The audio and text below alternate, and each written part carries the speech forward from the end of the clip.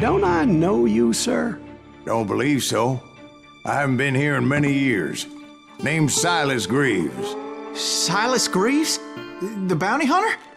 Used to be. What are you doing here in Abilene? Just passing through. Got a little business to take care of.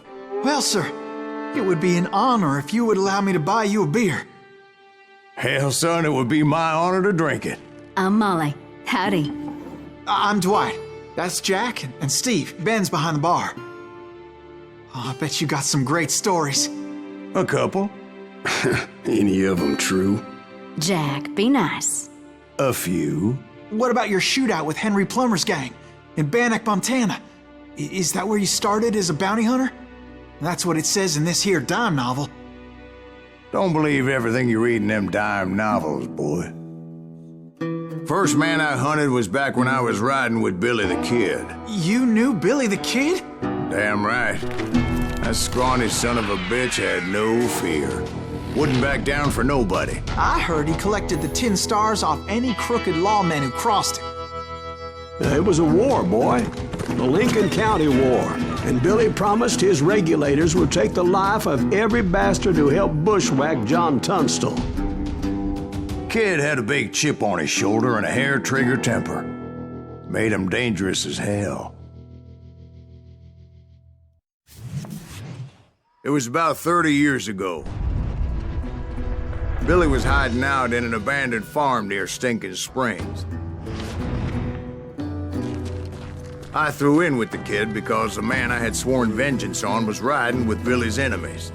But before I tell you why I want that sumbitch dead, let me tell you what happened that day.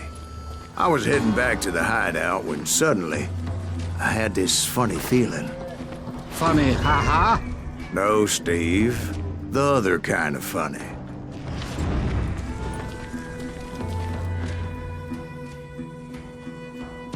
You heard Pat. You need to stay here and keep an eye on the road. That's not fair. We're missing all the fun. I knew those two morons would never let me through. I had no choice. Who's that? Is he with us?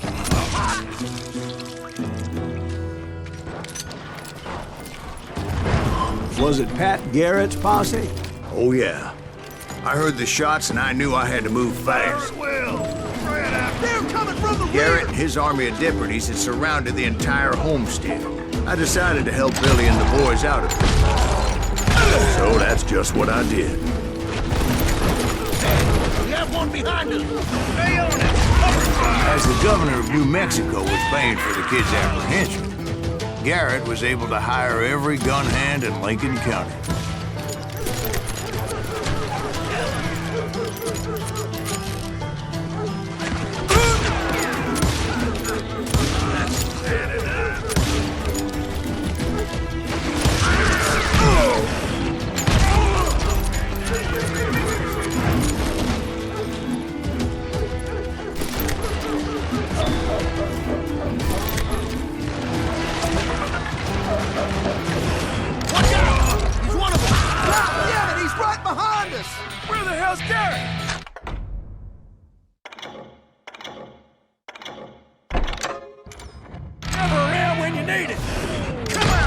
Garrett's men were running around like a bunch of chickens with their heads cut off. Still, one of them reached the water tower.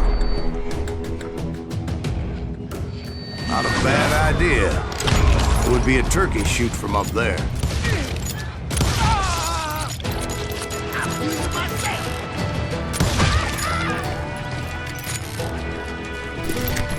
Luckily, these shooters Garrett hired weren't the sharpest tools in the shed.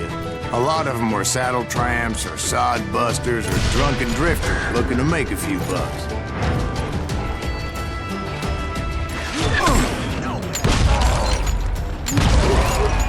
Then, I heard a friendly voice yelling at me from the window. Back door! We'll cover you! Try aiming. Watch your flank! Truth be told, things weren't much better behind the house.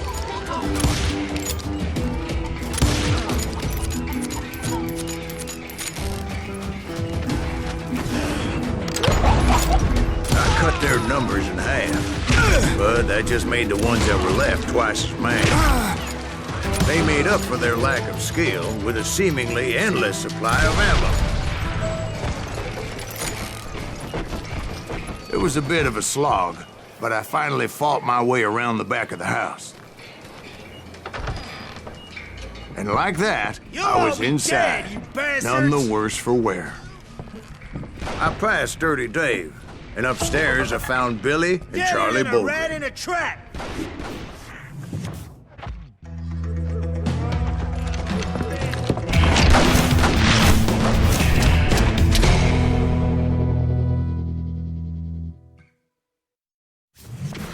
Billy looked at me and said, "About time, amigo!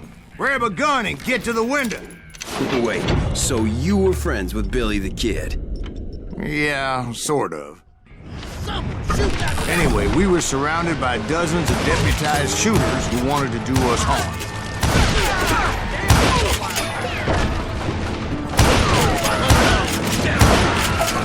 I'm telling you, Garrett's men were dropping like flies, but they just kept on coming.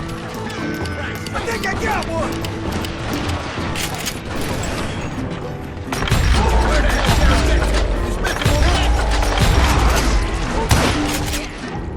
That's when Charlie got hit. "They're catching us in a crossfire," shouted Billy. "Get to the other side!"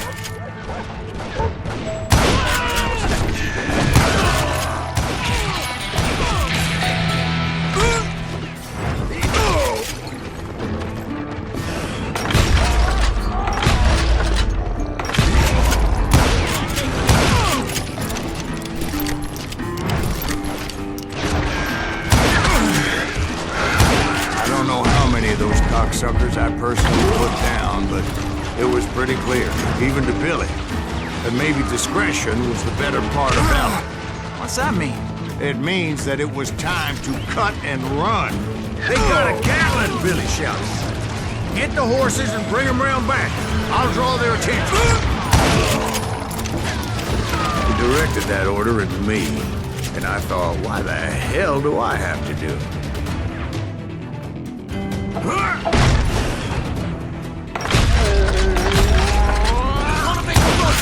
Those poor sons of bitches are Many would have fled in my place. But I had that false sense of invincibility that many young men have. Like Jack here. What are you saying, old man? Jack, he's just jostling. Yeah, he better be. Mr. Greaves, please continue. Please, call me Silas, ma'am. Now, where was I? You were heading for the barn.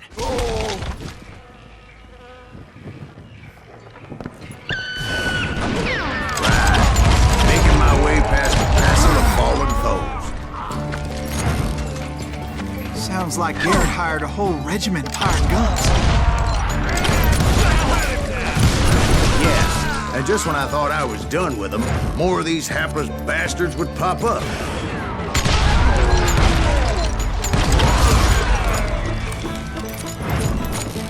Finally, I had the stables within my reach.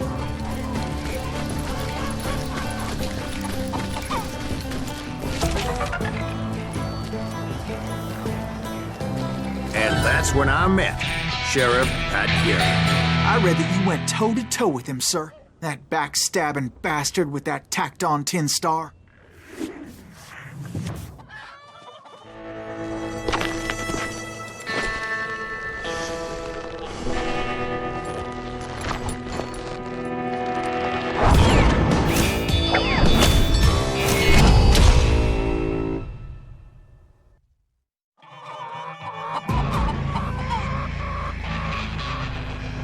Challenged him to a showdown. You read that in a dime novel? It said he showed no fear as he took your measure with eyes like a rattlesnake.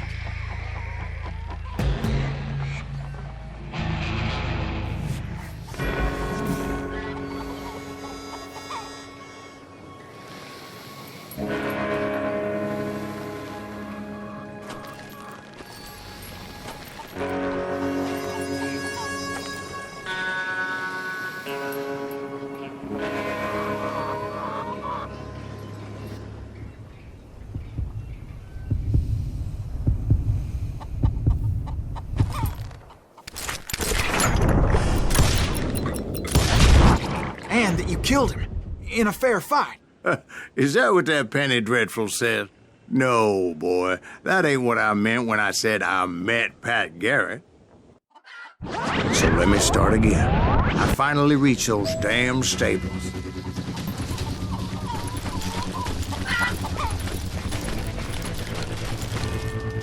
And stepped inside, and bam!